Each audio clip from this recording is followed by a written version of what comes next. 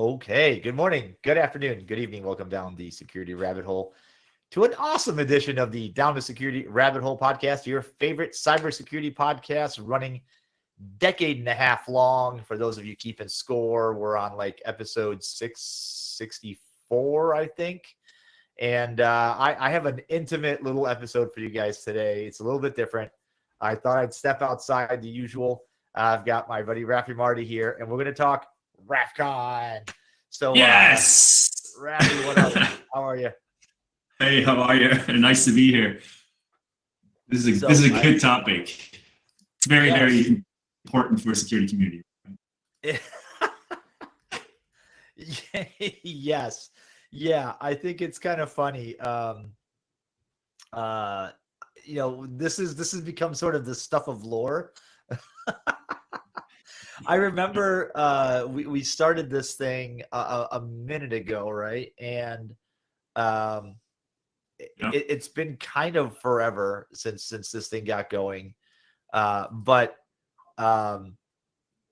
it all started, if I remember correctly, with, I think Adam wrote the post. Do you remember the post? Of course. Yeah, I think somehow let's see how this started, right? I think we looked at some tweets a second ago, and based on our Twitter timeline, it must have been 2009. So many years ago. We both are getting old. We can't really remember things, right? I think what happened is everybody was throwing their own little sweet parties and whatnot, and we kept running into each other everywhere, from RSA to Black Hat to Source Boston. At some point, we're like, RaffCon, we need our own conference. And I think that's when we just said, you know what, it's RaffCon. We took a selfie, posted it on Twitter, and we're like, it happened. And then, and I think that's when Adam came in and wrote this blog post about this exclusive cybersecurity VIP only conference. And people were like, what's going on? And I'm not sure about you, but I got these messages on Facebook and everywhere. People like, I'm at a conference. You didn't invite me. I thought we were better friends. I'm like, sorry, it's very VIP, right? Yeah. that was the funny one. Is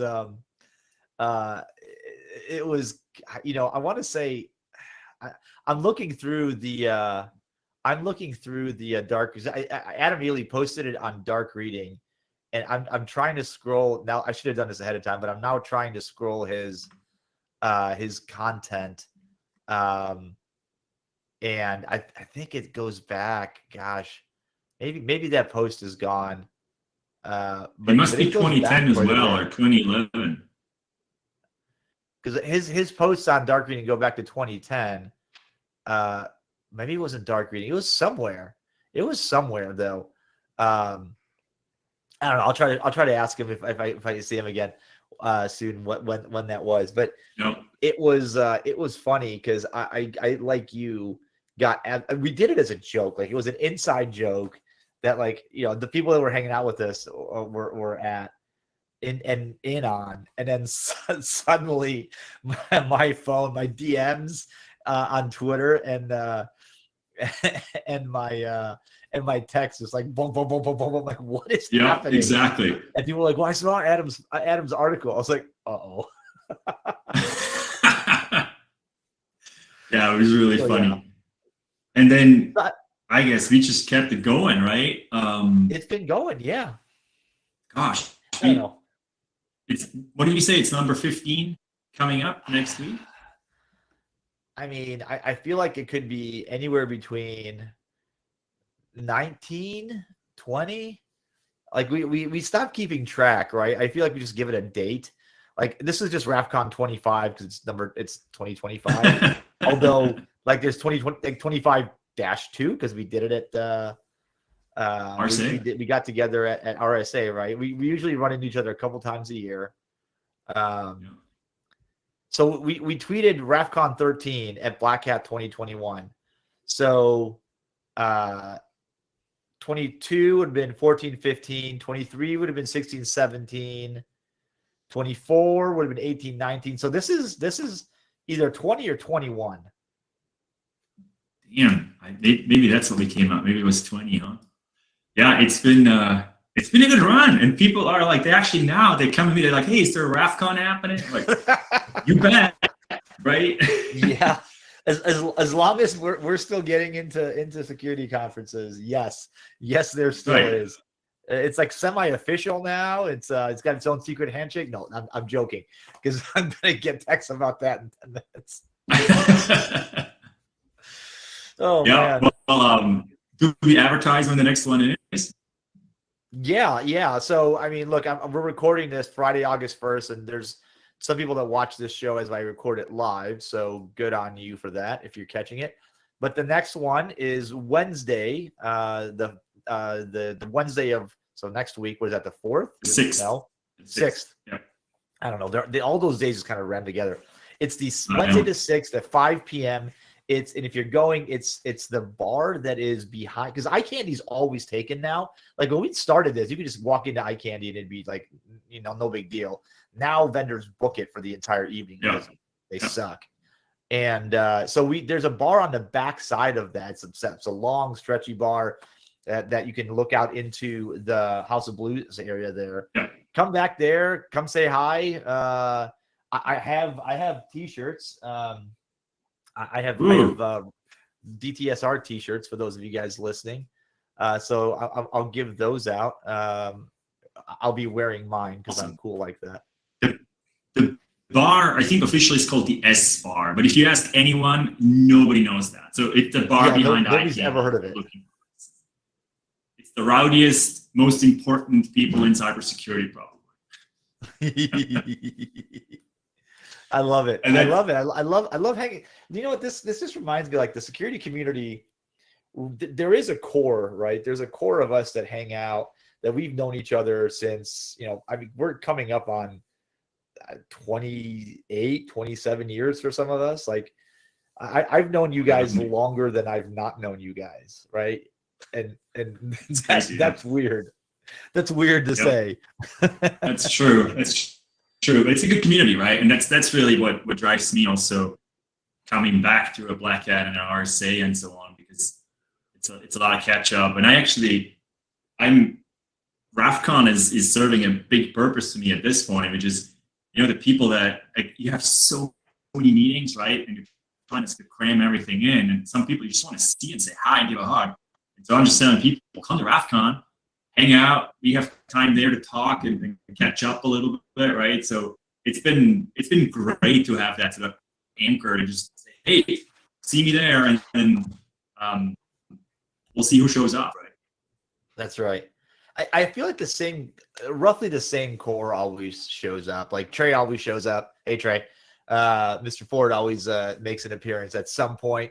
Some of the old school gang, although it's weird. Like the gang, in air quotes, is sort of like smaller and smaller every year because people are off doing big kid things like being investors and CEOs and having to host things, and so it's harder, but they still show up, and I think that's what I appreciate. Like Kayla's big and important. He still shows up though every once in a while.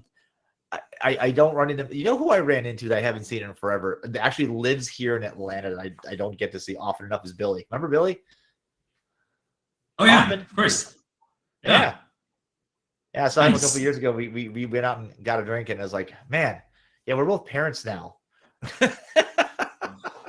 Yeah. There's it's interesting. Some people keep coming, like Rui. Big shout out to Rui. He's always there, and he's like, I put it on Twitter, and immediately got a DM. Like, I want to be there. So, thank you for continuing to show up. Continuing to show up. Yeah. What's funny is I'm here. I'm going to do this because this is funny. As we talk here, this is kind of funny. I went through and I pulled the RaffCon hashtag out.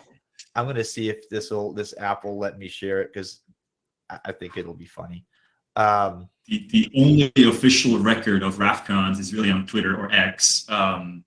It's still Twitter. I mean, you can call it X, but I know what it is. You know what it is. Like, Elon, we get it. but it's still Twitter. Like it just is. I'm sorry.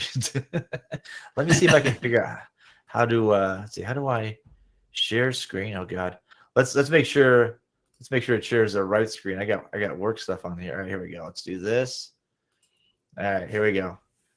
Nice. So let me go all the way back, right? All the way back. So the first one I can find is February 23rd. And that's as we were going to Source Boston. Remember Stacey's in Source Boston? That was kind of cool. And then Montecillo, we were telling, and look at this. This is our first photo, 2015. So we must have like just started posting stuff. I think we coordinated jackets that day. That was pretty impressive. Oh, Michelle Schaefer was there in the beginnings too. That's right. Oh yeah, yeah. Michelle's been there quite a bit. A regular returning. I went the long hair route for a while in 2016. That's not a look I'm returning to. Wow. I don't know what's happening here in this one. Number 9. Number 9. We're counting fingers. That's the first time I saw you without a jacket, by the way. I think that's a photo we should memorialize because that doesn't happen often. Yeah. Jackets again, and some of them, and like there's some good. Oh yeah, when Microsoft printed the shirts in 2019. God, I can't believe it's been that long.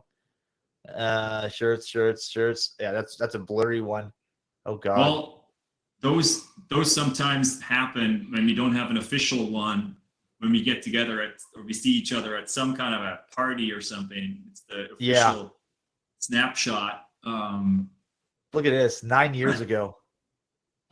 Man, wonder what kind of sweet party that was. It was somebody's. I think 2021 was when the rabbits started making an appearance in my pocket. Look at this. Neither of us has a jacket on in 22. That's how you know we're progressing in our careers. Yeah. Oh man, look at that. Oh, look at that. In there. Who do I see in that photo? Roger Jaime. Yeah, look at that photo. Aaron, Caleb, Rui. Yeah, man. Nice. We got to get more photos posted this time. I know these guys. There's a good one. Some anonymous people. Anyway, it's good nostalgia though to have like rolling through and seeing some of the people that we know, because we've lost some along the way, and this is an unforgiving. I feel like this is of all the careers you could have, this is probably one of the more unforgiving ones, because our group has not always been the most hospitable. I feel like we've settled down a bit. What do you think? I think as a security community, we've gotten bigger, right? Like we have. Go to Black Hat, there's tens of thousands of people almost, right? Yeah, there's a lot of people that show up. Everybody's a security professional, and CISSP, CCIE, GCIH, I don't know what, right? I am none of those. I think I had a couple, but you have what's called a career that backs it up, right? Like anybody looking at your certifications at this point is like not doing you any service. Yeah, that's correct. Yes. Yeah, man. Yeah. Oh, it's kind of funny. This what started out as kind of an, as you point out, what started out as sort of an inside joke has grown into like a regular thing, and I want to keep it going. I think as long as we can. As long as we're both still making these things, just because, it's an opportunity to get people together. It's less about, hanging out at a bar and getting drunk. It's just a place to meet. And gosh, I'm past those years anyway. I'm not excited about my good time in Vegas is going to bed at 10 or 11 o'clock now. Like I'm going to bed at regular normal hours. Yeah. Yeah, but it's East Coast time for me, man. I'm East Coaster, so like. Oh, that's true, huh? No, I'm only 2 hours from Pacific time. Yeah. I'm looking forward to it though.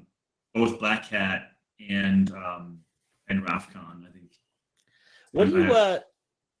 Let me ask you something. What do you like? What's your expectations? Because I feel, this is just my opinion. when I started my career, like I'd go to you go to Black Hat and you go for all the talks and you go to meet all these people, and then like I got a job on the vendor side, so it wasn't so much going for the talks as I'm going to go see the people that I know that gave the talks, and I'm going to go work the booth, right, or do something. And now I just sort of I go for meetings, as I'm sure you do, right? So and for me, the majority of the value isn't in the talks, and it hasn't been for a while. It's the social event. It's the ability to actually meet with other people that are showing up here that we don't get to see often.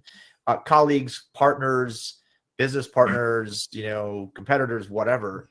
It's just Black Hat has become an excuse for the industry to get together. Yeah, I think it's very similar for me, right? Like I started going actually for talks, but gosh, this is literally over 20 years ago, right? And then at some point I was lucky enough that I had sort of a topic that people were interested in, so I started speaking at a lot of these conferences, and I was doing a bunch of training at Black Hat for a number of years. It was always fun, but I think I never really paid for a pass to attend the talks, right? Because at this time, like a lot of the talks are totally over my head. Like if they're going and bring out IDA Pro and stuff like that, it's like, okay, great, sure, but that's not for me anymore.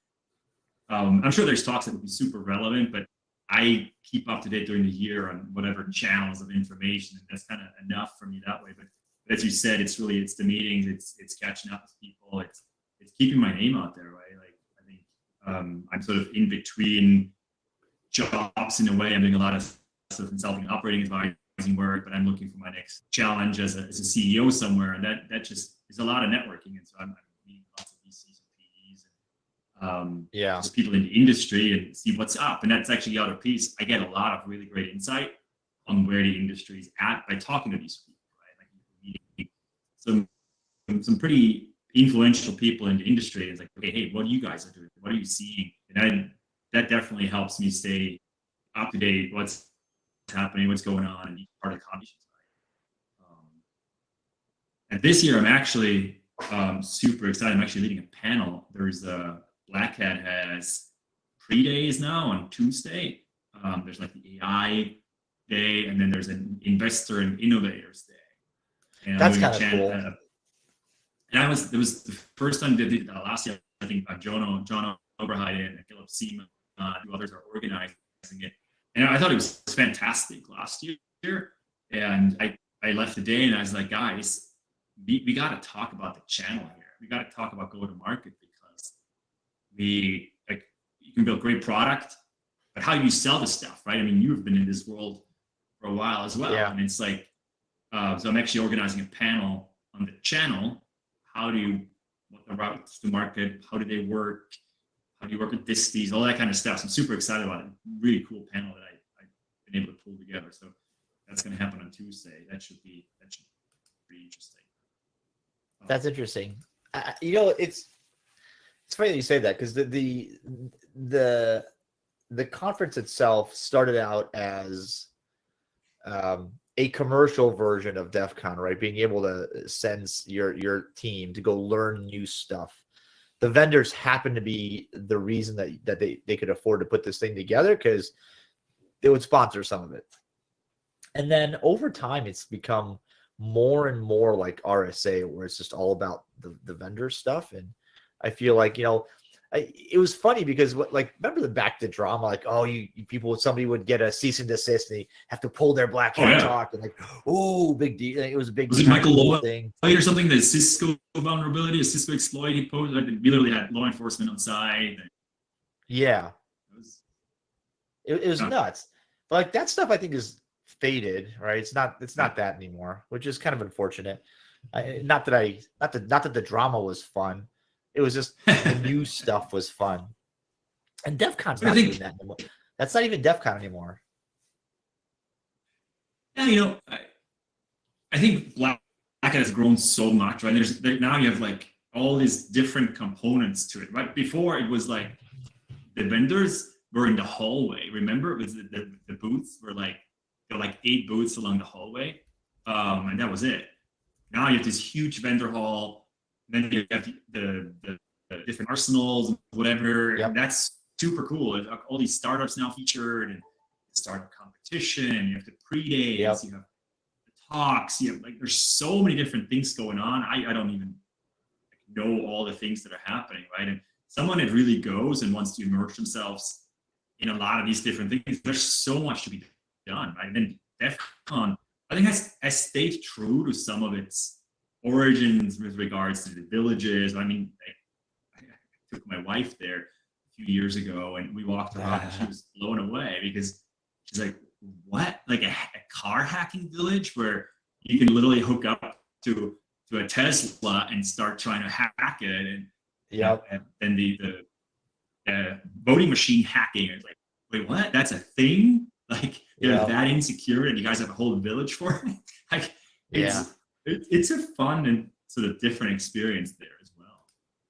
It is, and now they've added sort of the kid element to it, which is I think very important. Mm-hmm.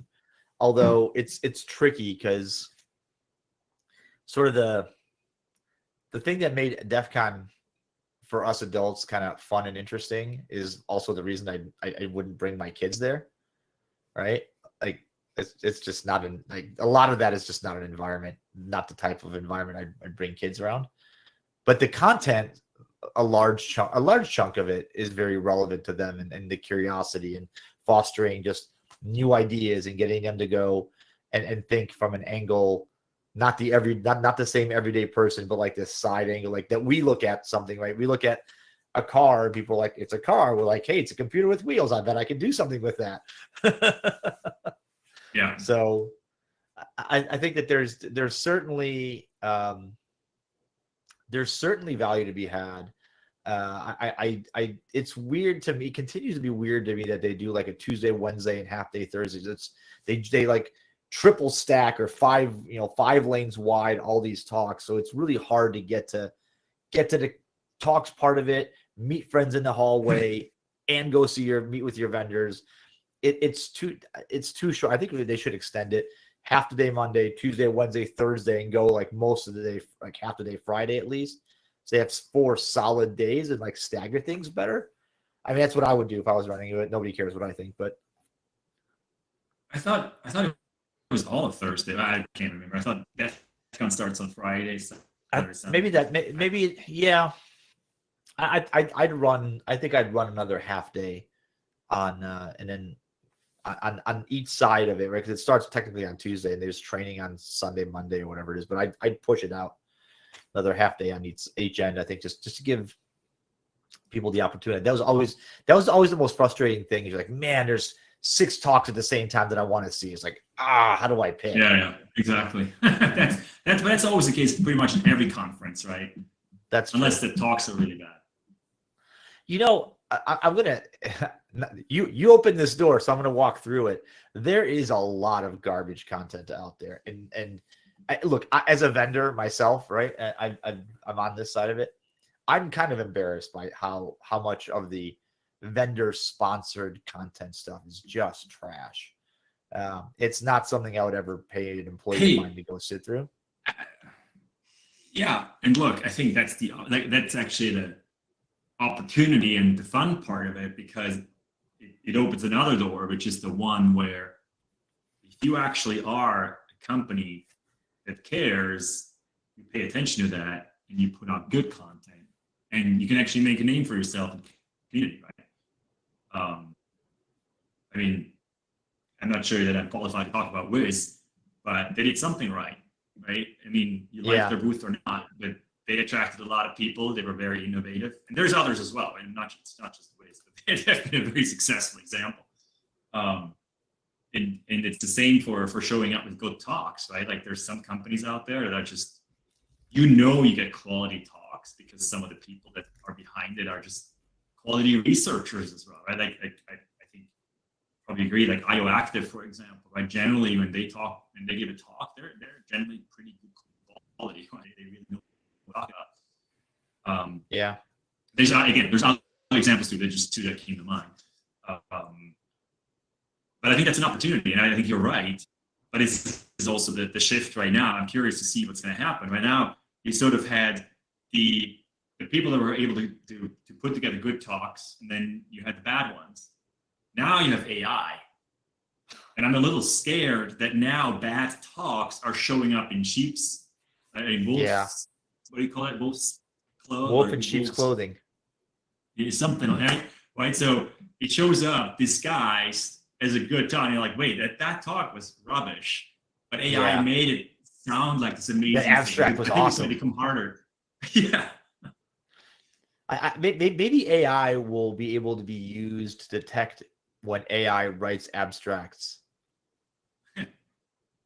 Well, I'm using AI to do a lot of like I created a little image for RaffCon, right? Poof, here it is, and there's probably typos in there.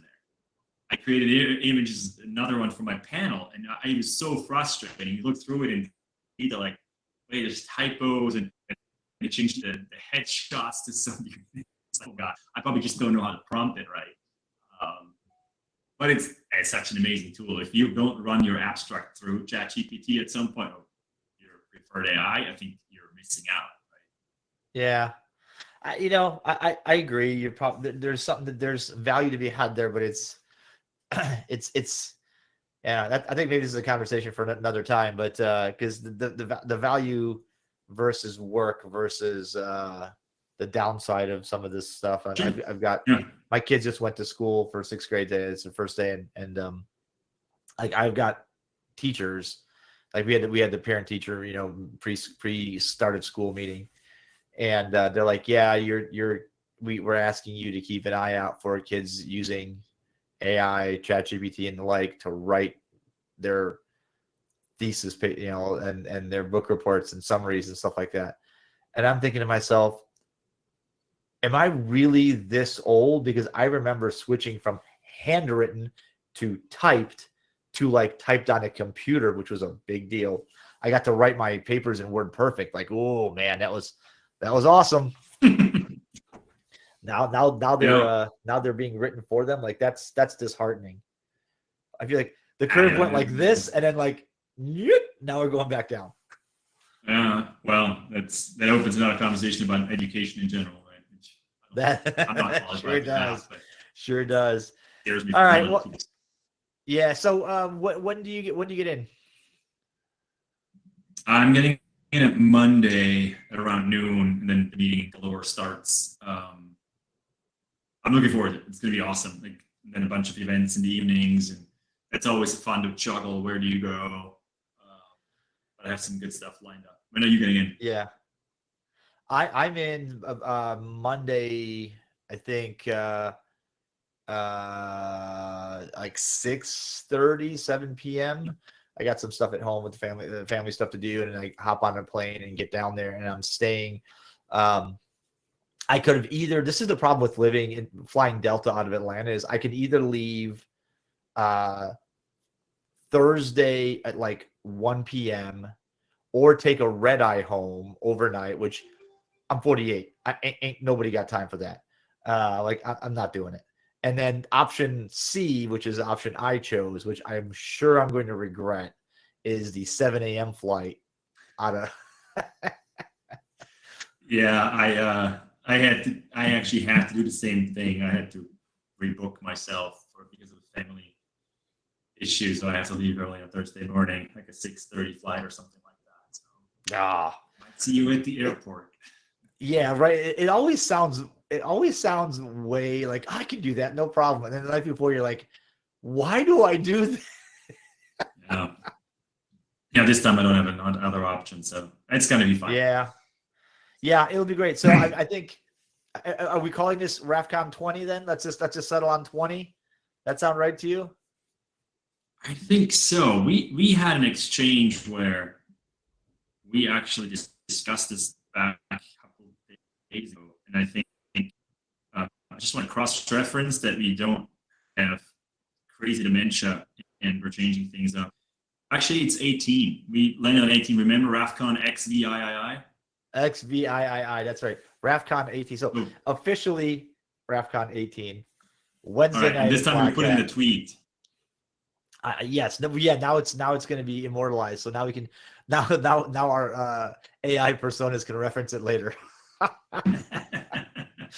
if you're in Vegas and you get this in your earbuds on Tuesday, like everybody else, or if you're in Vegas, technically it will be still Monday night, and hopefully you're not still at the bars, or maybe you are. Maybe you're winning at poker. I don't know. I don't gamble, so I don't know. But have fun. We'll see you guys Wednesday night, Rafi. It's going to be great to see you again, buddy.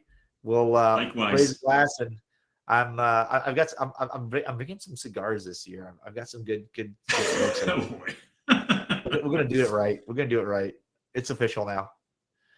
All right. Awesome. All right, bud. I will see you out there, folks. Next week. Yeah. Thanks for listening, you guys. I hope you got a little bit of insight. This is just kind of a fun little one. If you're out in Vegas, come say hi Wednesday night. It'll be great to see you guys all. It'll be great to see the old family back together, and some new folks I'm sure will show up, and I'll bring some t-shirts. Hit me up if you have a particular size you want. Medium, large, and XL. I didn't go too extremes on the sizes, but we'll figure it out. Thanks for listening, you guys. We'll talk to you another time, another place on another Down the Security Rabbit Hole podcast. Rafi, see you in Vegas, folks. We'll see you.